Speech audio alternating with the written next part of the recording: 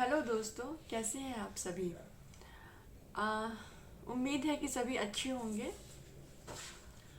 और सबसे पहले तो आप सभी को ऑल द बेस्ट कि आप सभी की जो परीक्षाएं हैं वह 18 दिसंबर से शुरू हो रही हैं।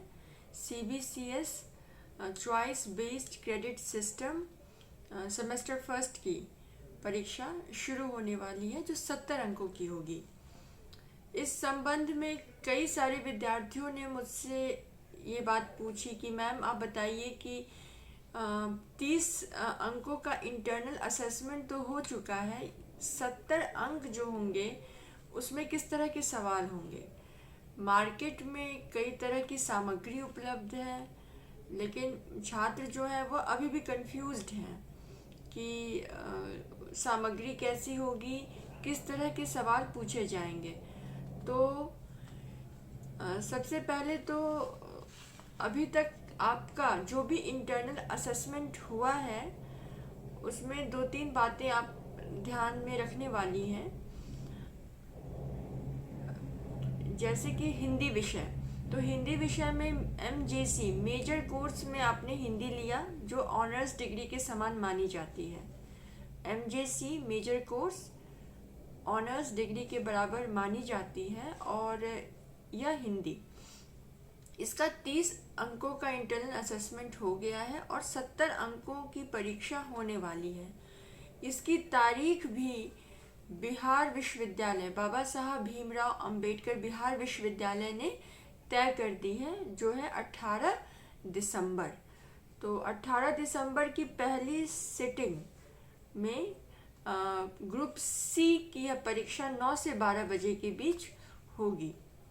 70 अंकों की इस परीक्षा में सवाल कैसे पूछे जाएंगे, छात्रों में यह उलझन है।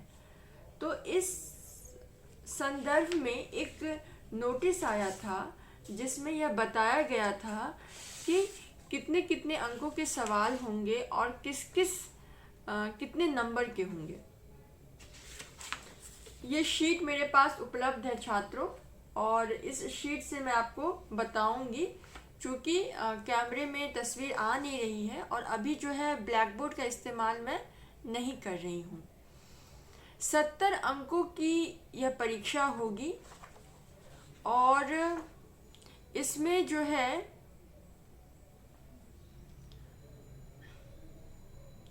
10 सवाल होंगे जो 2-2 अंकों के होंगे। आप अपनी कॉपी में लिख लीजिए, 10 सवाल हैं जो 2-2 अंकों के हैं और कुल 20 अंक हुए इसके। उसके बाद B जो खंड है उसमें 5 सवाल होंगे, 4 सवाल होंगे जो 5-5 अंकों के होंगे, यानी कि 20 अंक।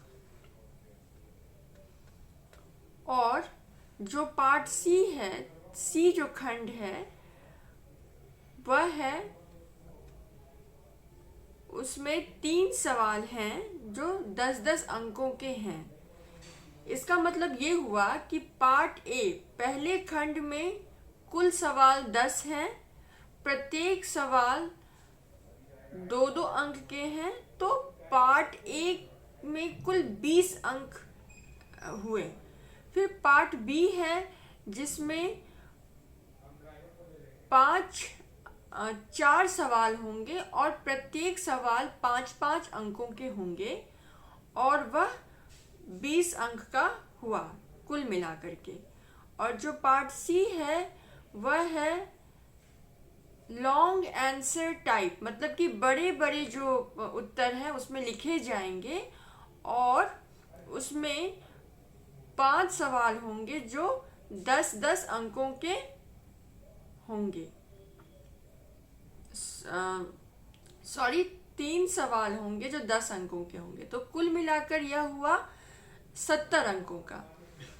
इसके बाद मुझसे एक छात्र ने पूछा कि मैम यह परीक्षा तो होने वाली है, लेकिन हमें ये नहीं समझ में आ रहा है कि किस तरह के सवाल पूछे जाएंगे। जाहिर सी बात है, बाबा साहब भीमराव अंबेडकर बिहार विश्वविद्यालय में यह परीक्षा पहली बार CBCS सिस्टम लागू है तो ऐसी परीक्षा पहली बार हो रही है और छात्रों की उलझन वाजिब है, लेकिन घबराने की इसमें कोई भी ज़रूरत नहीं है, क्योंकि आपका जो पाठ्यक्रम है, आपका जो सिलेबस है, वह उसकी पढ़ाई तो हुई है। जैसे कि हिंदी विषय में MJC मेजर कोर्स है या ऑनर्स विषय है, तो इसमें जो जो टॉपिक्स पढ़ने हैं वह है काल विभाजन, नामकरण संबंधी समस्याएं, आदिकालीन साहित्य, नामकरण और काल निर्धारण, आदिकालीन साहित्य की राजनीतिक, सामाजिक, सांस्कृतिक व साहित्यिक पृष्ठभूमि। दूसरा जो पढ़ना है वह है आदिकाल के कौन कौन से कवि हुए, उनमें उसकी समय सीमा क्या है, उसमें कौन कौन सी रचनाएं की गईं, सिद्ध साहित्य, जैन साहित्य, रासो साहित्य। और फिर भक्ति काल है, भक्ति काल की साहित्यिक पृष्ठभूमि, भक्तिकालीन काव्य किस तरह के रहे हैं, और रीतिकाल का नामकरण, उसकी समय सीमा। और उसके बाद आदिकालीन, मध्यकालीन साहित्य। ये आपको पढ़ाया जा चुका है आपकी ऑनर्स या फिर CBCS के तहत बात करें तो मेजर क्लास के अंतर्गत आपको ये पढ़ाया गया है। छात्रों की उलझन है सवाल कैसे पूछे जाएंगे। देखिए, जैसे कि आपको साहित्य का इतिहास पढ़ाया गया, तो साहित्य के इतिहास में कुछ चीज़ें ज़रूरी हैं जाननी कि इसका जो आदिकाल है उसकी समय सीमा क्या है, भक्ति काल की समय सीमा क्या है, रीतिकाल की समय सीमा क्या है। सवाल इससे बन सकते हैं, 2-2 अंक के सवाल। जैसे कि पूछा जा सकता है कि आदिकाल का नामकरण किसने किया था, 2 नंबर में। रीतिकाल नाम किस विद्वान ने दिया है, भक्ति काल की समय सीमा क्या है। ये सारे सवाल आपको पूछे जा सकते हैं और ये मल्टीपल होंगे, मल्टीपल चॉइस बेस्ड क्वेश्चंस हैं। तो इसमें क्या है कि जैसे मान लिया जाए कि एक सवाल मैं उदाहरण के रूप में आपसे साझा करूंगी। मल्टीपल चॉइस टाइप बहु वस्तुनिष्ठ प्रश्न, तो इसका क्या पैटर्न है। तो इसका पहला पैटर्न, तो ये एक उदाहरण मैं बता रही हूँ कि आदिकाल नामकरण किस विद्वान ने किया। ऑप्शन है आचार्य हजारी प्रसाद द्विवेदी, राहुल सांकृत्यायन, वचन देव राय या फिर वासुदेव नंदन प्रसाद। तो आपने यदि पढ़ा है तो आप आराम से उसमें टिक लगा देंगे कि हाँ इन्होंने किया है। तो इनका नाम क्या है, तो इनका नाम है हजारी प्रसाद द्विवेदी। ठीक है।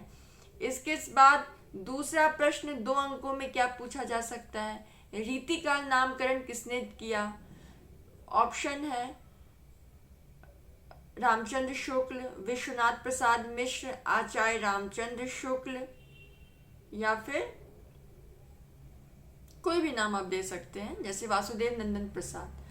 तो आपकी कक्षा में निश्चित रूप से पढ़ाया गया है कि रीतिकाल नामकरण आचार्य किस आचार्य ने किया है, तो आप उसके आधार पर उसको एक टिक लगा देंगे। तो इस तरह के वस्तुनिष्ठ प्रश्न पूछे जा सकते हैं आपसे। दूसरा, जो दूसरे खंड में मतलब पार्ट बी में कैसे सवाल होंगे आपके, वह है शॉर्ट आंसर टाइप, मतलब कि छोटे उत्तर देने के प्रश्न। तो उसमें जो है 4 सवाल होंगे और ये 4 सवाल 5-5 अंकों के होंगे, अर्थात एक सवाल जो है आपका 5 अंक का होगा, उसका उत्तर आपको लिखना है। तो इसमें भी सवाल पूछा जा सकता है कि रीतिकाल की विशेषताएं बताइए, आदिकाल की विशेषताएं बताइए।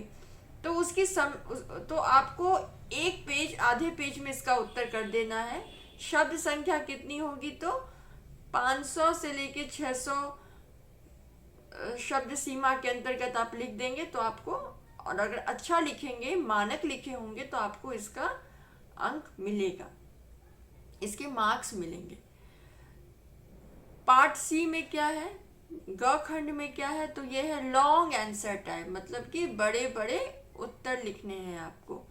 तो उसमें 3 सवाल, आपको 5 सवाल होंगे, जिसमें से आपको 3 सवाल करने हैं, ठीक है।